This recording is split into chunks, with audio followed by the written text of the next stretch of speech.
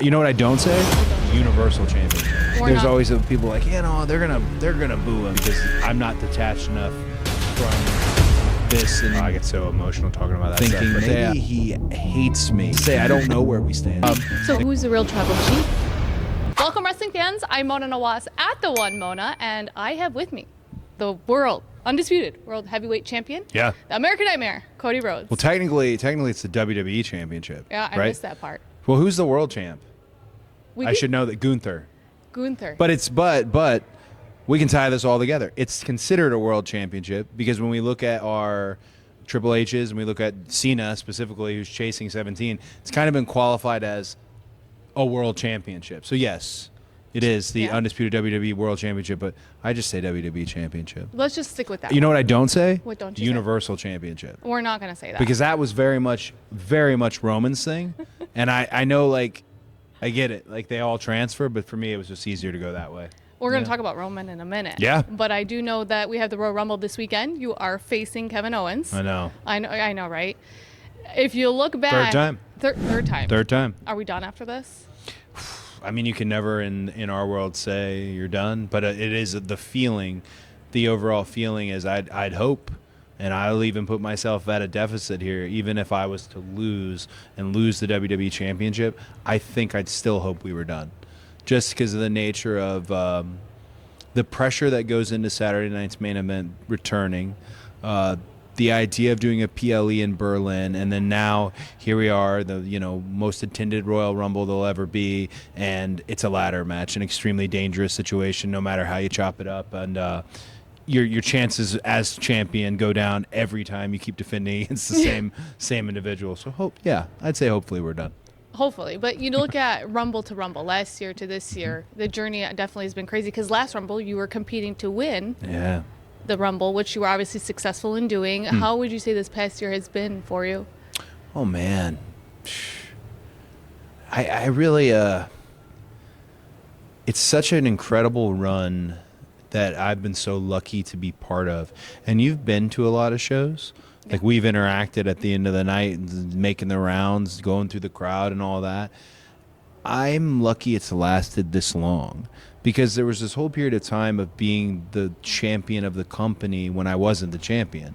And I don't mean any disrespect to who was the champion. I just was there. Correct. So to be able to close these shows and to be able to offer a true main event experience that made you feel like you got your money's worth plus all of that, I felt differently about it. And then becoming champion, it's very much none of it. CM Punk mentioned the other night, I could not have been prepared for just the type of attitude, the bandwidth, everything that was going to come with it. It just had to happen for me. Yeah. And I'm so glad it's continued. To me, that's the thing I look at. There's always people like, they're gonna boo him, and I'm like, well, at this point, you're probably right but it's been this long and nothing like that has happened. That's a blessing. Yeah. Like that truly 100%. Just to see all the kids in here today and the outfits and have that kind of connection. Again, I'm kind of waxing poetic on the fact that I'm very grateful it's lasted this long. So this last year has been a complete dream for me. Yeah. And you mentioned CM Punk this past Monday on Raw. You were very stern. Your attitude towards him obviously was very rough. And it was probably because a lot of people wasn't too rough. Roughish. Maybe I should say what I'm reading on social media. Yeah, I'd say rough is probably rough. Right. Yeah. So you mentioned on Chris Van Vliet's podcast that you aren't in full character. What does that mean? Well, Chris actually asked me one of the better but more kind of like dumbfounding, like stumped me type questions ever. He basically put me on the spot because we're having this candid chat, and he's asking, "Are you in character now?" Yeah. And what you don't want to just flat out say, yeah, probably. But what happens with me is like very simple. I don't have a character detached far enough from who I actually am. So the answer to that question is, essentially what you see is who I truly am. And one of the things that's beautiful about, I know that rough is the term we used, and he was obviously, his words were pointed towards me as well. But something that at least wrestling fans can get from that is you're seeing a very real life situation put together in a polished presentation. But again, that is wrestling at its best. Gosh, I'm trying to think of the old quote that who was it? Jerry Jarrett had on his wall about personal issues and making money. But for me, it's all been a personal issue. You know, every angle, as we call them, every matchup, everything's all been personal because I'm not detached enough from this and what you see on television. Yeah. And you won that, obviously, WrestleMania 40. Yeah. I know. WrestleMania 39, you had Brandy and your daughter, Liberty, ringside. Oh, my gosh. I know. WrestleMania 40, Brandy was actually a part of the entrance. Whose idea was that? I get so emotional talking about that stuff. But that was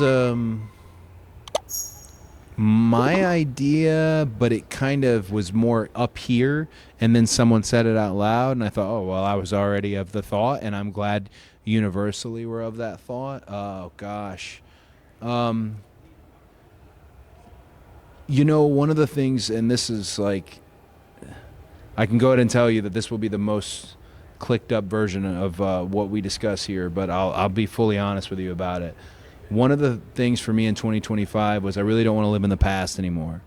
But when you leave things in the past, it's hard to not hang on to them. It's not hard not to think about them. And I really was so excited that Brandy goes out there in front of 80-something thousand people in Philadelphia, outdoor, that cold wind blowing. Oh my gosh! And I was really proud of her.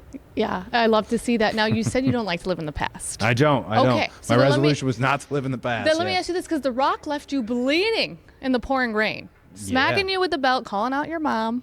And then we saw you at the premiere of Moana 2.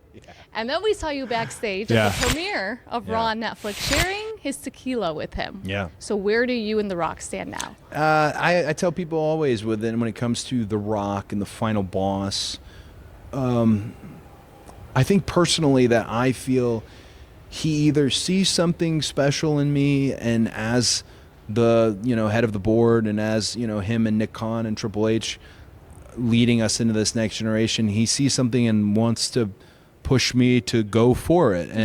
And that's more from a behind the scenes perspective. But I also wonder in my own mind sometimes, just kind of laying there looking up, thinking maybe he hates me, absolutely hates me, and is planning some, devious way to get back at me for the things that took place at WrestleMania 40, which he shouldn't. I mean, the night before I won it all, he actually has a win over me.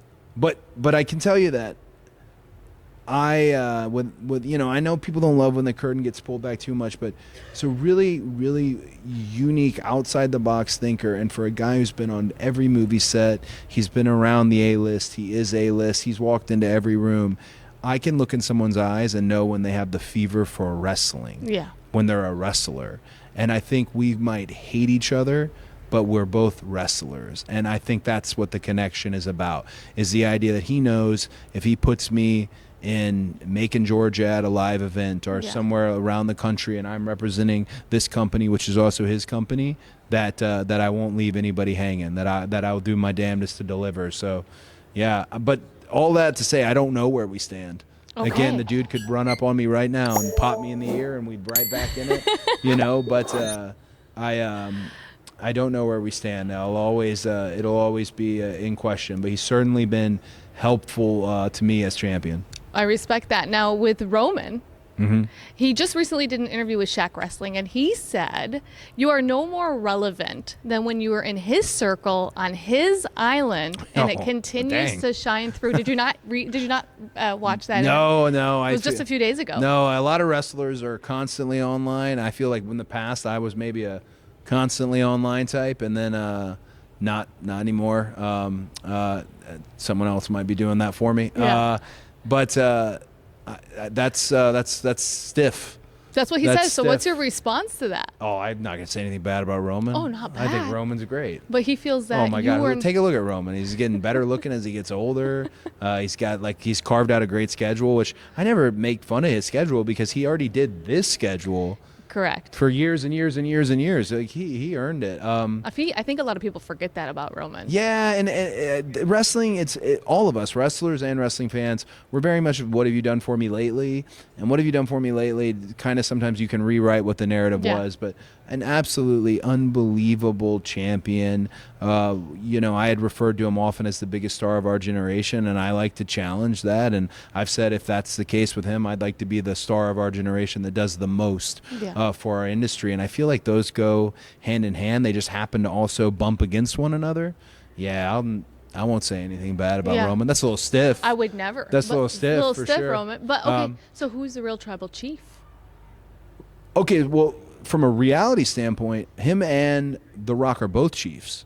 Real chiefs. That's from reality. Yeah, and I feel like I might have been naive and maybe a little uncultured in knowing it took me a while to kind of catch up. When Mr. Heyman says something, you should probably listen. And that him going on about the Ula Fala and stuff, I don't think I really fully got it. And now I'm thinking like, oh, it's not the $1 million title. It's it is genuine. It is real, and he represents it so well. They both do. So, but who's the real tribal chief? I guess you'd have to say Roman is the real tribal chief. Okay, fair enough.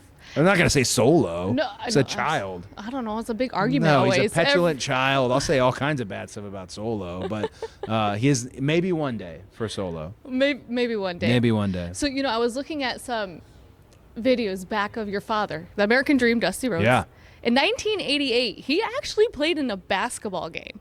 Oh, yeah. Did you know he had skills? Because Yeah. I think he actually hit the game winner shot. So I knew he had skills because I played basketball with my dad every day from 7th grade to 10th grade, every day after school in a game of horse. And I'm not remotely exaggerating when I say I never won. Never. And it was just horse. It was always just horse. And I never won. He had a really good jump shot.